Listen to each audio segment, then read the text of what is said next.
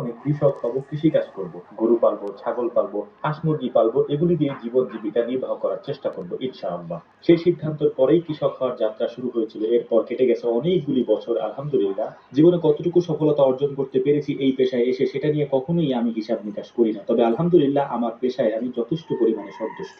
এই ফসল, এই গরু ছাগল হাঁস মুরগির খামার, এগুলি দিয়ে নিজেদের জীবন জীবিকা নির্বাহ করার যে ব্যাপারটা, সেটা প্রতি ক্ষণে ক্ষণেই আমাকে আনন্দিত করে, উদ্বেলিত করে এবং আমাকে আগামী দিনের পথ চলার ক্ষেত্রে অনেক অনুপ্রেরণা যোগায়।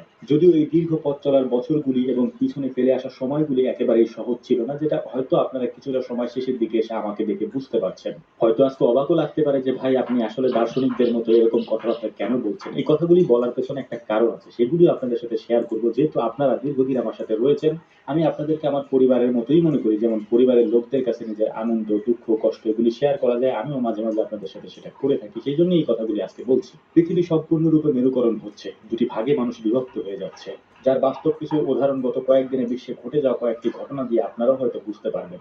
আমি একেবারে ছোটবেলা থেকেই শহরে পড়াশোনা করেছি, অতএব শহুরে জীবন সম্পর্কে আমার ভালো ধারণা রয়েছে। যে কারণে শহর এবং গ্রামকে যখন আমি মিলাতে যাই, তখন আমার কাছে মনে হয় জীবিকার তাগিদে আমরা কত কিছুই না করি, কত কাজই না করি, কিন্তু এই কাজগুলি যদি গ্রামে মানুষ করতো তাহলে কতই না উন্নত করতে পারতো বা নিজেকে কতটা সমৃদ্ধ করতে পারতো।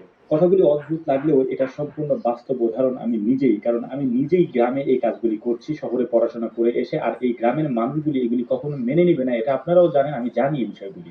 যারা একটু বিবেকবান মানুষ রয়েছেন, যারা এই বিষয়গুলি নিয়ে চিন্তা করেন শহুরে জীবন সম্পর্কে বা এরকম ঘনবসতিপূর্ণ জায়গাগুলিতে যেখানে একেবারে দেশের সব থেকে গুরুত্বপূর্ণ স্থাপনাগুলি রয়েছে, সেই সব জায়গায় বসবাস করা কতটা ঝুঁকিপূর্ণ, এটা বর্তমান বিশ্বের অবস্থাগুলি দেখলে আপনারা খুব ভালোভাবে বুঝতে পারবেন। তাই বলে সবাই তো আর গ্রামে এসে থাকতে পারবে না, সবাই তো আর কৃষি কাজ করতে পারবে না, কারণ বাংলাদেশে অনেক সেক্টর রয়েছে। সেই সেক্টরগুলি দেখাশোনা করার জন্য মানুষের প্রয়োজন এবং সেই গুরুত্বপূর্ণ কাজগুলি করার জন্য পড়াশোনা প্রয়োজন এবং পড়াশোনা দিয়ে সেই কাজগুলি সম্পাদন করতে হয়। তবে একটা কাজ করা যায়, যারা শহুরে জীবনে অভ্যস্ত তাদের অবশ্যই গ্রামে একটা শিকড় রয়েছে, সেই শিকড়টা কখনো ভুলে যায় না। এই যে দেখেন আমার ভাগ্নে, ছোট মানুষ, ওকে দিয়েও কিন্তু আমরা কাজ করাই এবং আমরা যে যে কাজ করি ও কিন্তু সব কাজগুলিই পারে এই বয়সে। শহুরে জীবন অবশ্যই আমাদের দরকার, আমাদের ডাক্তার দরকার, আমাদের ইঞ্জিনিয়ার দরকার, আমাদের দেশের গার্মেন্টস গুলিকে পরিচালনা করার জন্য দক্ষ কারিগর আমাদের দরকার, দক্ষ জনবল আমাদের দরকার। এর পাশাপাশি সব থেকে বাংলাদেশের রেমিটেন্স যারা বেশি পাঠায় তারা হচ্ছে আমাদের প্রবাসী ভাইরা, তারা সব থেকে বেশি এদেশের অর্থনীতিতে অবদান রাখেন। আমার বলা এই কথাগুলি হয়তো আপনি অনেকবার আগে শুনেছেন, কিন্তু আপনি কি কখনো শুনেছেন এদেশে শিক্ষিত কৃষকের দরকার, যারা পড়াশোনা করে কৃষিকাজে আসবে এরকম লোকের দরকার? এটা হয়তো আপনি কখনো শুনেন না, কারণ এটা মানুষ কখনো করে না, কারণ শিক্ষিত মানুষজন কখনোই কৃষিকাজে আসতে চায় না বা আসবেও না। যাই হোক, আমার যোগ্যতার বাইরেও হয়তো জ্ঞান গর্ব অনেক কথাবার্তা বলে ফেলেছি, তার জন্য আন্তরিকভাবে দুঃখ প্রকাশ করছি। আপনাদের সময় নষ্ট করবো না, তবে আপনাদের কাছে একটা অনুরোধ থাকবে, যারা শহরে জীবনে আসেন, যদি টাকা পয়সা হয় বা গোছাতে পারেন তাহলে ওই টাকা দিয়ে গ্রামে একটুখানি জমি কিনে রাখুন। যদি পারেন ওই জমিটা বর্গা দিয়ে রাখুন, ফসল উৎপাদন হবে, সেই ফসলের একটা ভাগ আপনি পাবেন, সেটা নিয়ে যান এবং বছরে একবার হলেও গ্রামে আসুন। এই ক্ষেতের আইলে বসে একটু নিঃশ্বাস নেন।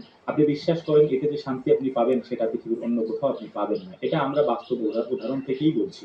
এই যে যে কাজগুলি আমাদেরকে করতে দেখেন, আপনারা মনে করেন হয়তো আমাদের অনেক বেশি কষ্ট হয়। হ্যাঁ, কষ্ট তো অবশ্যই হয়। আপনি যে কাজ করেন সেটাতেও এর থেকেও হয়তো বেশি কষ্ট আপনারা করেন। আমাদের কষ্টটা হয়তো কন্টেন্ট আকারে আপনাদের সামনে উপস্থাপন করা হয়, আপনাদের কষ্টটা সেভাবে আমাদের কাছ পর্যন্ত আসে না। আমরা জানি সেটা, যে প্রত্যেকটা মানুষ তার জীবনের স্ট্রাগল যে বিষয়গুলি রয়েছে সেগুলি আসলেই কষ্টকর। যাই হোক, কাজ করতে করতে আমাদের ইফতারের সময় হয়ে গিয়েছে, মসজিদ থেকে ইফতারি আনিয়েছি, বাড়ি পর্যন্ত যাওয়ার আজকে সুযোগ হয়নি। তো যে কথাগুলি বললাম একটু ভেবে চিন্তে বসে তারপর একটু মাথার মধ্যে নিয়েন।